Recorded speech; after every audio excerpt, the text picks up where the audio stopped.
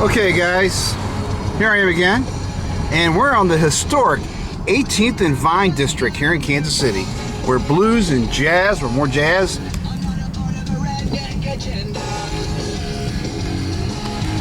that's history here. Now you can tell by the facades here, it looks like a pretty well developed area, right? You got the gym theater here, you got the blue room, man.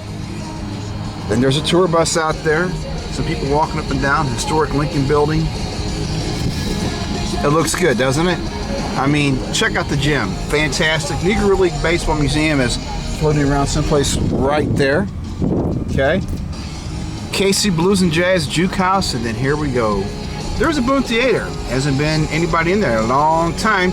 And there is a building up here. Oh look, we got a lot of nice places here. They're all vacant, but they're pretty cool. And there's a call. Yes, the famous call. There it is. Can you see it to my door? Yeah, that's a call.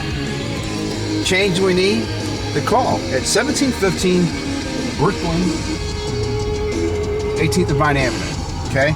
Now, here's a little backstory here. Of course, I'm shooting from a car, and as we pan over here to the left, there's Park Parade Homes, which is there's another name. These were called when I was a kid, and these are projects. And yes, 18th and Vine is across the street from the projects. It's kind of a crazy combination of situations here. 18th and Vine is a fantastic place to hear blues and jazz, a lot of rich history. Walt Disney even had a studio down here somewhere. But then this is the part of the section that nobody ever wants to talk about, are the projects. Low-income housing. 18th and Michigan. I'm not sure what the zip code is there, but I guarantee if you check it out, you're going to find some interesting facts as far as crime, muggings, drugs, whole 9 yards. And the problem with going to 18th and Vine District is getting mugged and getting robbed, unfortunately. But that's just, a fact nobody wants to talk about. Here's Brooklyn. Another phenomenal place right here is Arthur Bryants BBQ, man. I tell you what, this place has got history. It's one of the oldest barbecues in Kansas City, and it rocks and rolls. It was closed down due to health code violations not too long ago. When I was a kid, we'd come here and eat, and I guarantee you the barbecue was fantastic.